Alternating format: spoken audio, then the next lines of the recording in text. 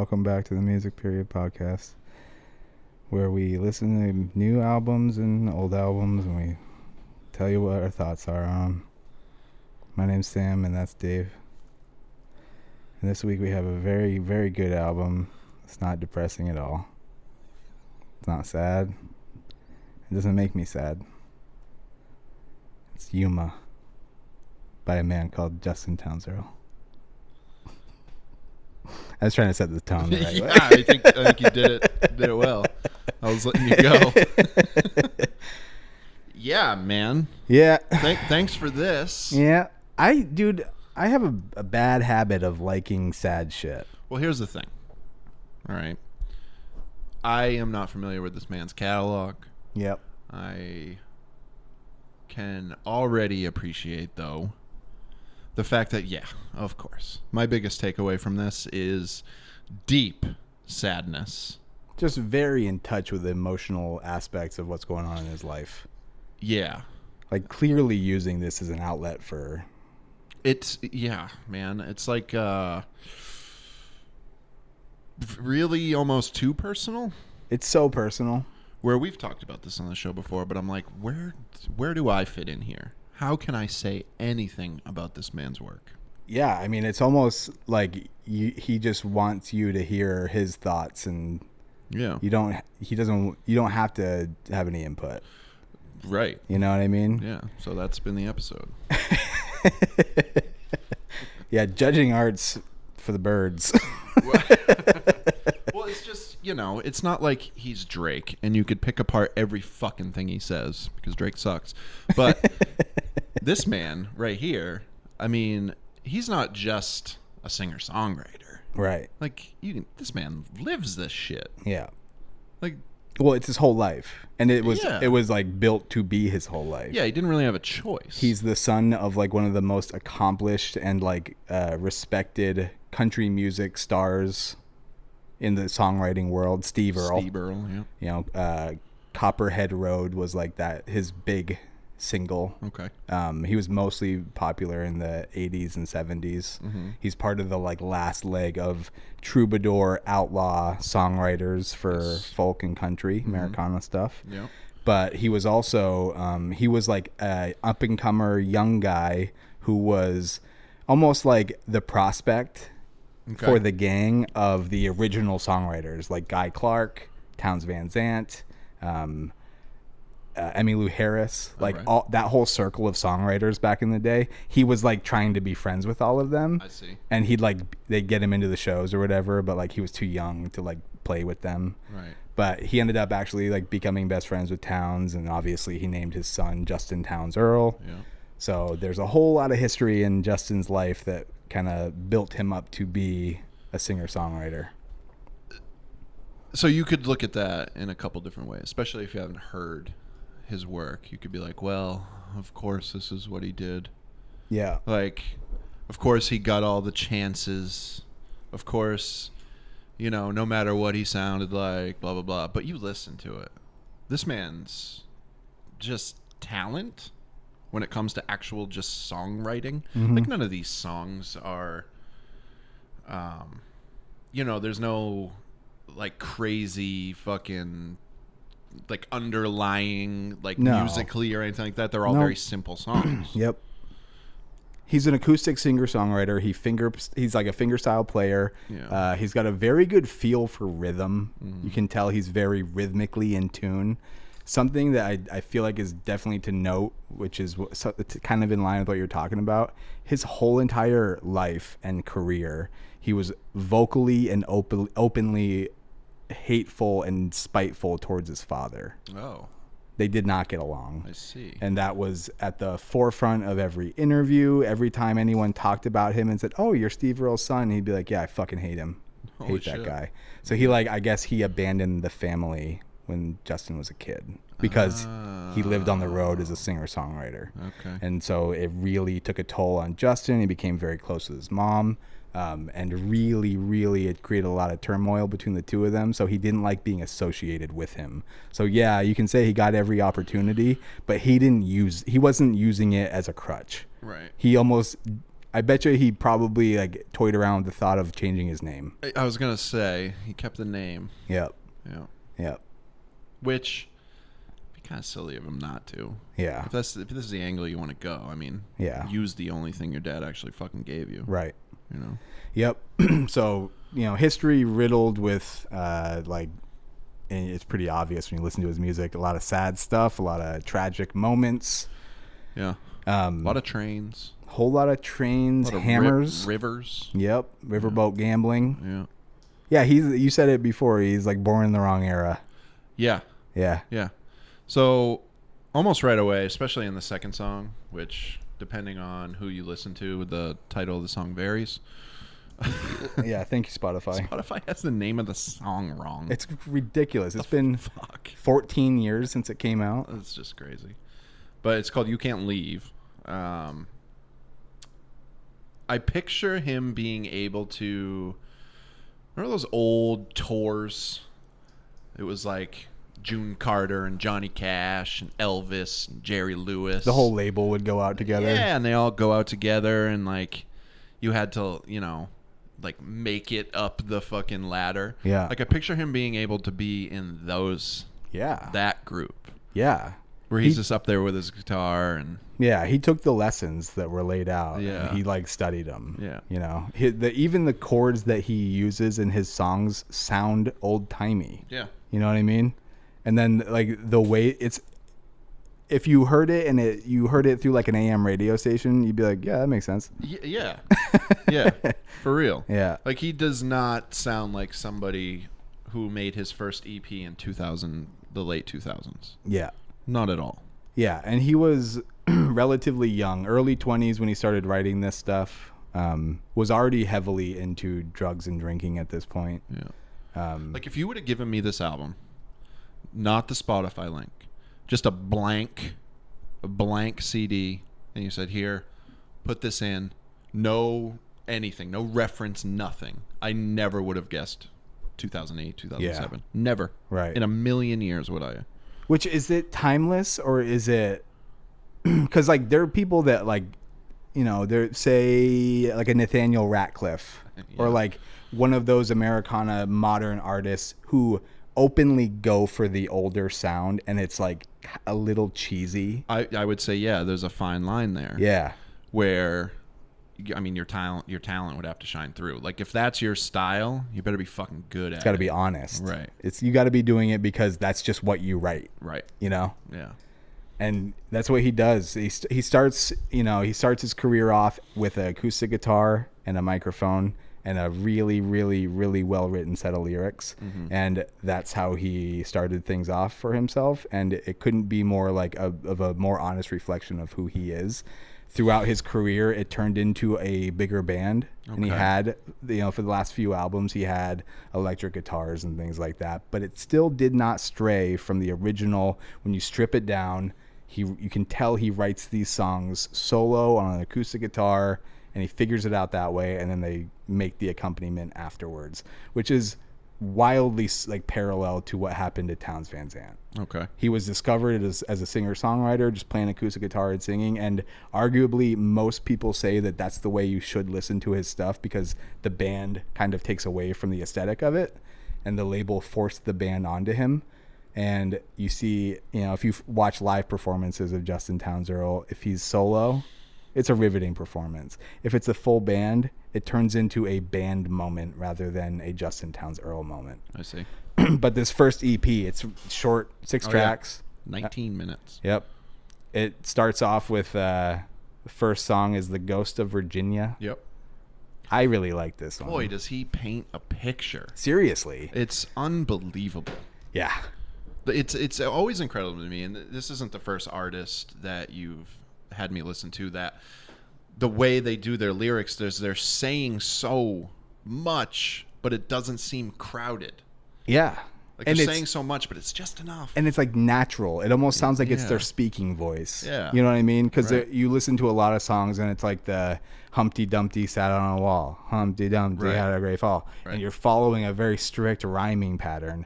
But when you find someone who's really discovered their voice and just wants to write the lyrics in a way that works for them, and you almost lose sight of the rhyme pattern and you just let the song be what it is. Yeah, I don't know what it's called, and I don't even know if I can put it fully into words.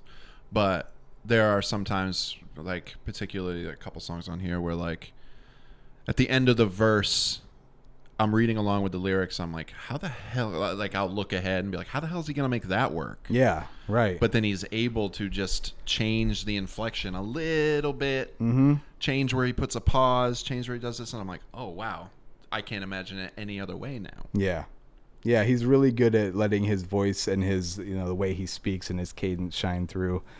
I like this song a lot because it's like a folklore song. Yeah. It's almost like a song that a grandfather would tell his kids. Right. It's a song about a ghost train, and he talks about like the different possibilities of like what's going on with the train, and he talks about the history of it, and he talks about the different stories that different people tell their kids about what the train does, and he talks about like carrying soldiers from the war. Right. And it's a cool Southern folklore train song. It's cool. Which is like, I mean, if you're going to talk country music and folk music, like that's kind of at the core of what it all is. And you don't hear a lot of it nowadays. No. It's also kind of cool that, like, he calls the train a she. Yeah. So you could even kind of put a double meaning of like the woman who comes through and she's a freight train in your life. Yep. Yeah. He's really good at personifying things in his albums. Yeah. I like this song a lot. It's cool. It's kind of it's a ghost story, but it leaves a lot up to your imagination, and he sets the tone as far as like his songwriting style and what his approach is lyrically, and without it being too heavy, too emotional right off the bat. Yeah. Because it gets there. He gets there. Oh yeah. The next song, You Can't Leave. You can't have. This song's fun for me. Yeah. In comparison to the rest of the album, it's like childish. It's immature. He's talking about an older woman. Right. One of the first like crushes he has. And it's so childish for him to be like, you can't leave because I ain't letting go of you. Yeah. It's not up to you. I'm not done with this relationship yet. I don't like that you're breaking up with me. Yeah. It's funny. I get a weird vibe from it. It's like if you spin it a certain way, sure, it's like kind of weird. But it's more so it's coming from an immature kid who doesn't know what he's saying. Yeah. You know what I mean? I can see that for sure.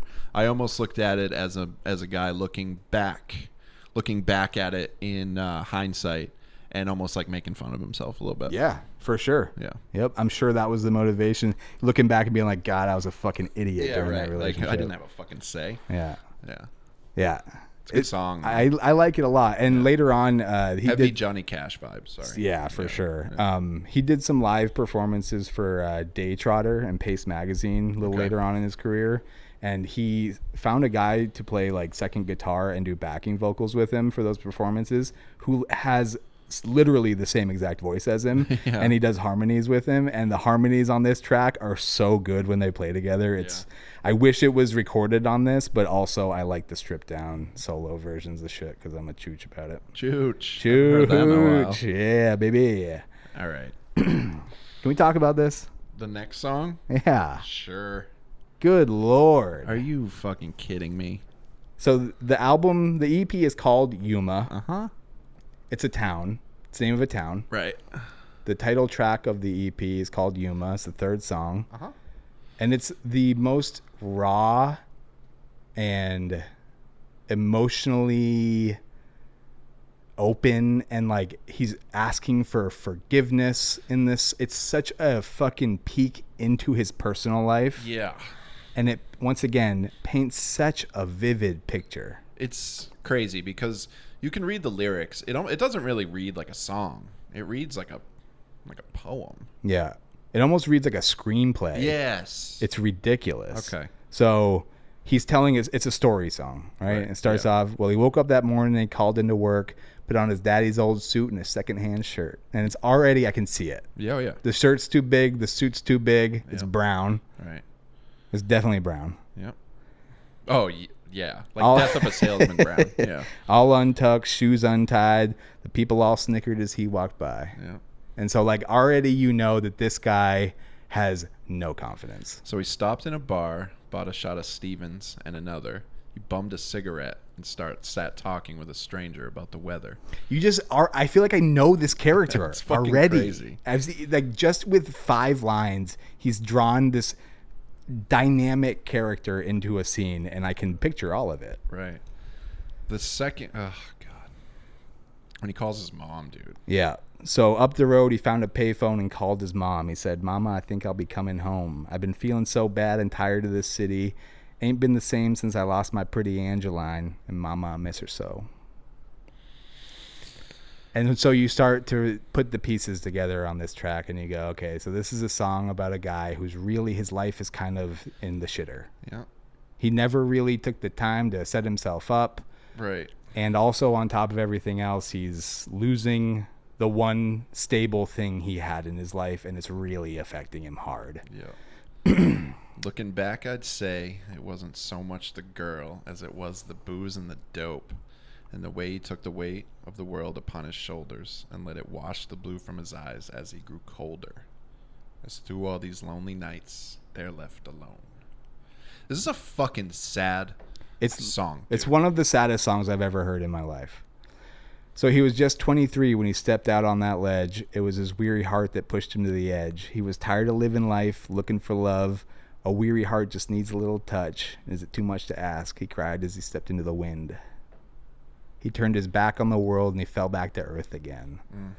And so this is one of my favorite lines in the entire song, because it not only he found a way to make the rhyme scheme work on it, Yeah. but also it's such a cool way to say it. So he said at the next line, he goes, "So with the wind in his hair and a smile on his face," which, talk about a picture, dude. Yeah. He crashed through the hood of an Olds 98. And it's like abrupt. Mm-hmm.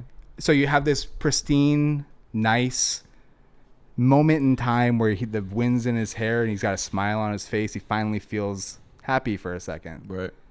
And then it's over. And then it's done. Yeah. And it's just like tragic. Yeah. That was the last bit of relief he got, was when he was killing himself. And he laid there dying on a cold winter's day all alone, is how the song ends. Yep. And then Dave cried and wrote for a note, "Fuck," period. And then that's it. It's such a sad song. The chords are really pretty. Oh, it's a good, yeah. So for people who haven't heard it, like, yes, it's really sad, but it's also just an unbelievably beautiful song. Yeah. Like, it's so well done. Yeah. And just the feeling, because obviously, I mean, that's a fucking diary entry. Yeah. Like, that's about as personal as it gets. I mean, to talk about those feelings. He calls his mom to apologize. Yeah. He knows what he's about to do. Right. And he ends that verse with, he hung up the phone without saying goodbye, stopped in the store and bought a postcard and signed it fairly well. Sent it back home to Yuma. And like, he already knew what he was doing. Yeah. He was calling to ask for forgiveness. Right. Because I can't do this anymore. Right. It's just very, very poetically done. It's a very, very beautiful song. Tragic. And I love that sad shit, bro. Yeah. It's... I like it. Yeah. You're in a sad mood, man, just fucking pop this on. It's... Yeah. So the next song Yeah. on this one's called "I Don't Care." Uh-huh. This one's a little more upbeat. Yeah. The music, at least, the Right. tempo of it. Right. It's a kind of a quick finger picking track. Yeah. Once again, talking about a guy who's down on his luck. Yeah. And that's kind of the theme for this whole thing. And when he did this album, he was in the midst of he was in the throes of his addiction problems. Okay. Later on in his life, he got out of it. Oh, really? Yep. And there was a pretty long stretch of time where he was clean and sober, and he was still singing about it because he knows how to write that shit, right? Yeah. And there was even a song where he mentions Portland, Maine, getting arrested in Portland, Maine. No shit. Yeah. It was pretty cool. But yeah, this is when he was in the throes of his shit, so that's what he's writing about. Yeah. And he creates these characters throughout the entire thing. Yeah, he lists all of the cities that he got arrested in here. Chicago, Cincinnati, New York City, Tucumcari, Amarillo, and Los Angeles. Saskatoon, Baton Rouge, Miami, Johnson City, or anywhere in between. Yeah, it's just very traditional Yeah. folk Americana stuff. I mean, who hasn't had the feelings of, I don't care. Yeah, right. Fuck this. I don't care. Yeah. You know, but the you know, the fact that you keep saying it means that you do. Yeah. How could you not? Next track's called A Desolate Angel's Blues. Let the Waters Rise? Oh, my bad. I'm on a website. Yep. Let the Waters Rise. So this one, once again, there's like 2 songs on this thing where it's not tragically sad. Yeah. And the 2 songs that aren't tragic are still fucking sad. Right. Jesus Christ. Yeah. You're a sad boy. Yeah, for sure. Uh-huh. You're a sad guy. Well, like, I feel like it's the most honest way to write a song, man. Yeah. You know, I think I'm, once again, here I go, favorite Beatles songs. They're the saddest ones I can think of. Okay. You know? Yeah. Like, For No One. It's like one of the saddest songs I've ever heard, but it's also one of the most beautiful. Right. When you can capture that emotional moment of sadness and like personify it just right and explain it just right so that everybody can kind of have that shared experience of like, oh, I'm not alone with this. Yeah. That's kind of a beautiful thing. Right. Right? Yeah. No, absolutely. Absolutely. I feel like, and this is a weird comparison, but it's relatively there. Like a few weeks ago, we did Yeezus, and how I relate to that in like the bipolar sense. Do you listen to this, and like, does it like affect you? Oh, yeah. Okay, because I can see this. I could see it happening to me while I was listening. So when I was introduced to all these like tragically sad songwriters, Yeah. I was going through this phase in my life where I was like heartbroken and also kind of accepting my lot. Right. In my head, I go, maybe this is just how it is for me. Yeah. And maybe there's beauty in that. Can I find beauty in this? And can that make me happy? And so I have these like emotional ties to these like dark records. Yeah. And I romanticize the sad singer-songwriter because I look up to these guys so much. But at the same time, the things that they went through to be able to do these things, you wouldn't wish upon your worst enemy. Right, yeah. You know what I mean? Yeah. When you're going through the throes of your worst depression bout, Right. maybe you write a good line from it, but like, is that worth it? Right. And at the time I was like, yeah, it is. Because if this is all that there is for you, you might as well get something from it. But it's really not all that there is for you. Right. It's good to know it. It's good to appreciate it. It's good to take the time to get familiar with it and like understand that it's normal. Right. But at the same time, it's not all there is. You know what I mean? Finding beauty in the shitty parts is just as important as, like appreciating the happy shit. Right. Especially where like, coming from you, you're only getting 3-minute glimpses into this man's mind. Yeah. You know? So These are the prettiest things he can pull out of his head. Right. You know? Right. Think about all the fucking Exactly. darkness that Yeah. he doesn't make it. Right. Like, his lyrics aren't, this fucking sucks, it's always gonna suck. Yeah. This sucks. He can write it in a beautiful way. Yeah. Last track on this thing is the Desolate Angel Blues. Uh-huh. You know, it's just more sadness, man.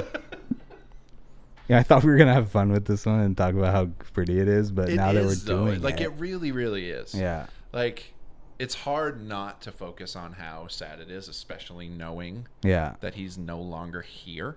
and that's definitely part of the reason why I wanted to do one of his albums, because we had recently in one of our episodes he came up in conversation and he like, you know, it's very rare that I have an emotional reaction to hearing about a celebrity death. Right. And calling him a celebrity, I guess, is He whatever. was a celebrity in your world. Yeah, for sure. And he was, but like, he went out tragically. Yeah. You know what I mean? He had found sobriety and he had found a way to manage it.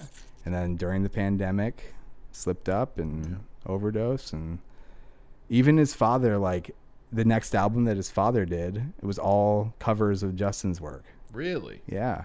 As a way for him to try and reconcile the differences that they had now that he wasn't able to talk. Did they not make up? No. No. Because No. Justin must have been 25 during this. He died when he was 38. Yep. So they went 13 years, not Longer. even like before. Yeah. Jesus. Yep. And they never took the time. I mean, I saw Justin Townes Earle play a number of times. Oh, okay. Every time I saw him play, he would talk about his father and their relationship. One time I saw them, it was that show I was telling you about, Bates College. No microphone. We were in some small auditorium. There was maybe 3 or 4 rows of us, not taking up the entirety of the seating. You know, Yeah. there's like 45 people there, 50 people. Holy shit. And then him on stage with his guitar, no speaker, no microphone, no nothing. Whoa. And he had like a breakdown in front of us. He went off for like somewhere between 5 and 10 minutes talking. He just was like letting out shit about his dad. I fucking hate that guy. And he was just going. He wasn't like talking to us. It was just coming out of him. And so you can tell it really like he's never processed this. No. He doesn't. It's still Jesus. just happening. So, wow. Yeah. So he used. If he did it with you guys at Bates, he probably did that all the time. Mm-hmm. So he was using the stage as like therapy. Yeah. And he was using it also to like help him manage his sobriety and shit, because he was using that process as getting out there, doing, I have this thing, I have a purpose, I have a meaning. Right. And then it all got taken away from him. And what do you have? So what was the setup for that show? Was it just that people didn't buy tickets, or was it like, this is what it is? It's an intimate. So he wasn't really popular Exclusive. enough to sell a lot of tickets. His booking agent booked Bates College. They booked the auditorium. Not a lot of people bought tickets, 50 of us. Wow. So we just crowded around in the front. Holy shit. Yeah. Crazy, right? Underappreciated. I know, dude. Wild. Again, born in the wrong time. Yeah. And just overlooked, Yeah. you know? His later albums, like, he has a pretty sizable, he has about 8 albums, I think. And yeah, this, I looked at his discography. It's long. yeah, so this is an EP, starts off with this EP, but then the first full length he did is called The Good Life. Great. Yeah. Fucking awesome album. Midnight at the Movies, so good. There's a song on that one called Midnight at the Movies, and it's about how every week he meets this girl named Marla, and they sit in the back at the midnight movie show, and it's all shitty B movies, and they just sit there and they don't talk to each other. They just are near each other, and they never go home together, and they never really share what's going on, but they go there to be with each other. Weird. Yeah, it's a very pretty song, Yeah. you know? Yeah. But that song also has that album has a song called They Killed John Henry. So he's always got train songs and songs about being the working man too. Yeah. When I think of that song about Marla and how I've never heard it, so I'd have to hear it. But my brain went to, is it a song how he goes there because he knows she's there and they never talk because he's just romanticizing the idea of being with her and she has no idea he even exists? And it could be. Yeah. Absolutely. I'm sure in his head he's like, we both come here for this reason. Right. And she's just like, no, it's just my tradition. Yeah, right. I sit in the back I don't row know. because I want to be near anybody. I'd have to hear the song, Yeah. of course, but Yeah. I guess that's where my brain went. I mean, his whole catalog is worth listening, but I would. He's one of those people where I go start at the beginning and work through, because the progression, you got to be there for the changes. I can't believe this is his first. I know. That's insane. Yeah. He sounds so seasoned, Yeah. professional, like so. I don't know. Just the songs are so chiseled with no fat, with no anything, that it's just. Yeah. I mean, they're like perfect songs. He's aged as a Yeah. songwriter somehow. Yeah, right. The 2014 album he did is called Single Mothers, Absent Fathers. Oh, Jesus, a little on the nose there. Uh-huh. So last year I was flying home from a work trip, and it had been a couple of months maybe since, oh no, it was this year. It was March of this year. He died in fall of last year. Yeah. And I saw on my release radar playlist new Justin Townes Earle track. And I go, holy shit, is there like an album he was working on or something? Right.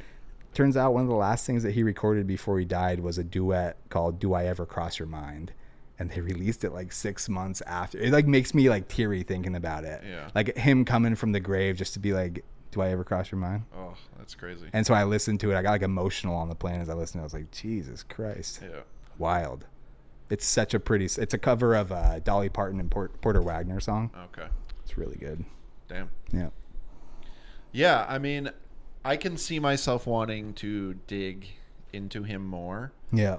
But I'm gonna have to get divorced I and know, lose my dude. whole family to really like understand it. Luckily, he doesn't go back to this level of sadness. Oh, really? He picks up more so like it sounds like they could be a band on a riverboat where they're like the house band. Yeah. They have like a jug and a guy playing a washboard. I picture him living on the river. For sure. Yeah. Like every song he writes is next to a babbling brook of some sort. He's like 6'5". What? 130 pounds. Whoa. Guitar is tiny on him. He's just a big, gangly, lanky guy over the microphone, you know?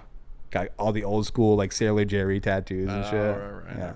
He's got the sparrows on his hands. He looks shit. like a young stud on the cover Yeah, of he this does. one. Dude, I'd fucking take this boy to fucking town, dude.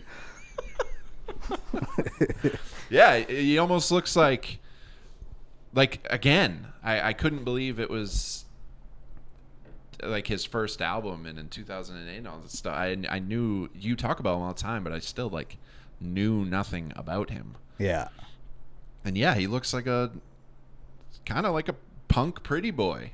Yeah, so Almost. It's funny. He actually had a little run in his career where he was doing fashion modeling. Okay. He got into it. You see, like, he's got, like, the big framed glasses. And Yeah, all right. yeah. But then you look at him. Yeah, I mean, that was 13 years ago. It's crazy. I Yep. don't know. Every time I, like, dug more into him, I was uncovering something that I was like, oh, I never would have fucking guessed that. Yeah. At all. Well, Good album, though. It's a good pick. Yeah, it's a short one. Yeah. If you're feeling low, you got good company. Or, you know what? If you're feeling too high, Yeah, right. you need to be grounded a little Yeah, bit. you need a reality check. Yeah, right. Yeah, this is a great reality check. Seriously. You might end up Yeah. shoving a frisbee down your throat and killing yourself, bro. Drake. Why don't you listen to some Justin Townes Earle, dude? Yeah. I love this thing. I'm always gonna love this thing. It's one of my favorite records that I own. Yeah. Is it like hard to find? The version I have is like a special edition. Ooh. Yeah. Transparent gold. You ever play it? I have. Ooh. Yep. I didn't realize it was so. It's like one of 500 copies. Damn. Yeah. So how much is that worth? Last time I looked, it was going for $500. Really? Yeah, I paid like $8.97 for it. Yeah. Yeah. So you're down $397. Yeah. All right. Good stuff, man. Yep. You're always pulling out the. It's crazy because I want to say obscure, and I guess it kind of is, but it shouldn't be. I know, right? It really shouldn't. That's be. like my whole approach to this is what can I do to shed some light on some shit I feel like needs it. Share the Like I world. can do anything Share for 'em. this. Well, share this shit with the world. Yeah. The world listens. Well- Speaking of that, hey, everybody who does listen, share this shit. Yeah. Review it. Just I know give it a review. I always go, you know what, I don't care. But I do. If you're still listening right now, Yeah. at this point in the episode, You're weird. you've had at least a 33-minute car ride. Why don't you share it? If it's still playing, I have a couple of questions for you. Yeah. One, are you actually listening to what's going on? Or is it just playing in the Are background? you zoning out and teleporting to work? Right.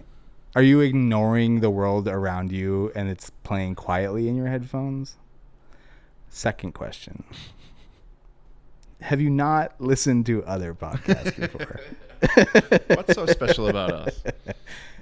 No, we appreciate it. No. Like, share, tweet Drake that I hate him. Yep. And I don't know. Give us some suggestions. Yeah. Write in. Do it. Call in. Please. Let me sleep on your bed. Wow. Just let him sleep in your bed. That was weird. All right. I'll see you next time, ladies and germs. Late.